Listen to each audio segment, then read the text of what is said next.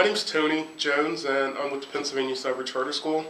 I'm with Albert Brown this afternoon, and Al is an instructional supervisor here at the Pennsylvania Cyber Charter School. Al has been with the school since 2006. Prior to coming to the Pennsylvania Cyber Charter School to work, he was a member of the faculty within the District of Philadelphia. He's held such positions in the Philadelphia School District as technology leader and also worked as an assistant principal there. With this much experience, we are very lucky to have Al Brown work for the Pennsylvania Cyber Charter School.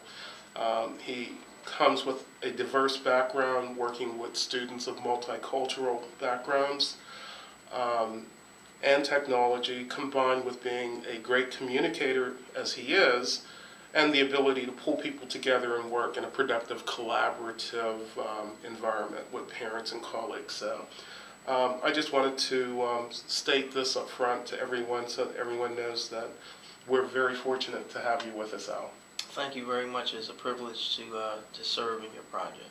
You're welcome. Before we get started, Al, would you do us a favor and tell us a little bit about yourself? Sure. One of the ways I got into education, the gateway, is that I served as a representative for a foster care agency in North Philadelphia, which was subcontracted under the Department of Human Services. And that experience, I was exposed to a lot of trauma with families in the Philadelphia area. And at that point, it was very hard to intervene with some of the families from diverse backgrounds, different traumatic situations. And so one of my responsibilities would be to attend IEP sessions for students that had special needs. And so I would always see it on the back end of the devastation in these families. And so my exposure in the schools prompted me to be more on the preventative side, to actually be in the classroom, to work with families while students had not yet experienced some of the difficulties and tragedies that comes with broken families and poverty and oftentimes streets of violence. And so that experience led me into the classroom. I went to school, got certified, and upon entering into the classroom, I did serve with background in technology and also function in the realm of administration for about 3 years. I learned a lot of things during those 3 years. Some of the things that I learned was that there was a very diverse population within one ethnicity. I primarily dealt with African American families, but within that family as a culture, within those families as a culture, I saw a lot of diversity in terms of values, in terms of what constituted a home. Okay. Yeah. And also in terms of abilities in students and their capacity to learn. And so I learned a lot by serving in that role. And what led me to cyber education, after being in public education for about 8 years, both as a technology leader and administrator, I wanted to know if there was a real model that existed that really partnered home and school together. And that's what got me very interested in cyber school, when I heard that a public education could actually be delivered in the home, which would automatically involve families, not just showing up to school for different meetings or events, but now these families would be in the driver's seat and have the ownership of facilitating education for their child. That excited me and interested me, and that's how I got involved in 2006 with the Pennsylvania Cyber Charter School. Wow, that's fantastic. That's a lot of experience that you bring to the Pennsylvania Cyber Charter School. One of the things that I know that you help create since you've been with the Pennsylvania Cyber Charter School is our Parent Involvement Library. And the Parent Involvement Library, basically we use it as a resource. Do you think it's beneficial to have? I do. I think as much information that we can provide families and give them access to knowledge, I think is very important.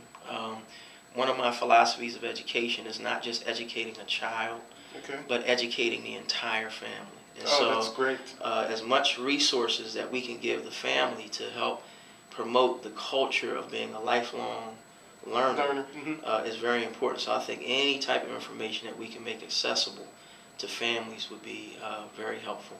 That's great, because I see like having a resource like this to be very beneficial. Do you have any other resources that you brought with you today that you want to talk or discuss? I do, in terms of building that community, building families and helping families get engaged in education. There's actually 2 books that I would highly recommend. One is Working with Parents, Building Relationships for Student Success by Ruby K. Payne. Okay. And excellent resource that a lot of schools will actually give out to families.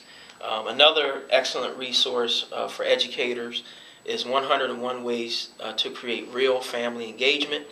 And the author of this particular book is Dr. Stephen Constantino. Excellent resources. Wow, those are both excellent. Those both are excellent books, and I can't wait to read both of them, to be honest with you. The other thing that I want to talk about with you right now is the fact that I want you to tell me like the importance of family involvement and how it affects our students. Okay. For one thing, the family is the first place of learning. It's the home base. It's the nucleus of where our students get a sense of their values, a sense of dedication, commitment, a sense of values overall. And so I found that the students that achieve the most have families that are involved the most. And so I think that family involvement is paramount to student success in education, period, or anything in life, not just education, but any pursuit that they have in life. And so I think it's foundational. What do you think we can do as teachers to prepare students to acquire the skills that they need for future employment in a global society? One of the things that we need to do is to help them to be global thinkers. That we live in a time where you cannot look at your competition as somebody in your backyard or in your neighboring community. But the competition now is across the country and also across the world. And so I think exposure to multicultural things is important, that we become, we develop language that crosses ethnic and cultural barriers is number one. We become more educated in that area. Also, that we help students develop what I call core skill sets that are universal. For example, we need to not only educate our children to memorize things and to be good at comprehension and good at computation and basic skills that are required on the academic level, but they need to be more interpersonal, to know how to relate to people from different backgrounds. They also need to possess a capacity to problem solve and to troubleshoot some of the technical things that happen in this technological revolutionary age that we live in. And so our students have to become more cross-cultural. They need to be problem solvers. And they need to be interpersonal. I think that those are things that are intangibles that students will need to have to be successful in this global economy that we live in today. That sounds great. I just have one other question, and this question is regarding technology. Okay.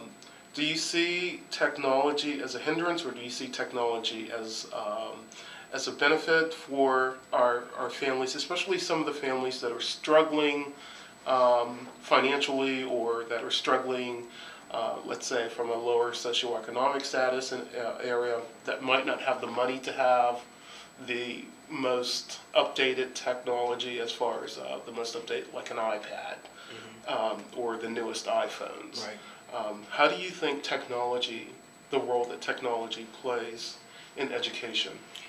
I think in this day and age, technology is at the forefront and center of education. It's absolutely important. Our world, we live in a digital world, and of course people have heard of the digital divide that exists in areas where there's a great deal of poverty. And so when students don't have access to the gadgets that run the world, Right. it puts them at a severe disadvantage in terms of being competitive in the marketplace, because they don't have access to either the internet or they don't have access to resources that are online to make them competitive. So I think it's extremely important that we make technology accessible in education, and that technology is authentically a part of learning. And so it's not something that's on the side, but it actually drives the learning process. So the students are integrating the use of technology and making applications as they're learning. That is so important. I've been in classrooms where computers have been on the side somewhere, Right. and it's used as a library or an extracurricular activity, or a student may get a chance to use the computer if they did well, Right. during that Right. day. Well, those times Mhm. are past now. Right. Or teachers using a computer as incentives for students, or Right. punishment if the student was bad, saying, Exactly. you don't get any computer time today. Exactly. Where now technology has to be a part of what is being taught at this point and integrated into every subject and utilized for the benefit of the student. Oh my God, I couldn't have, that's exactly how I feel. I couldn't have said it better. Well, I just want to thank you so much for providing your perspective on our future schools of tomorrow, and how we can be able to target better parents participation, that is, for successful students. Once again, I want to thank you. Sure. It was a pleasure.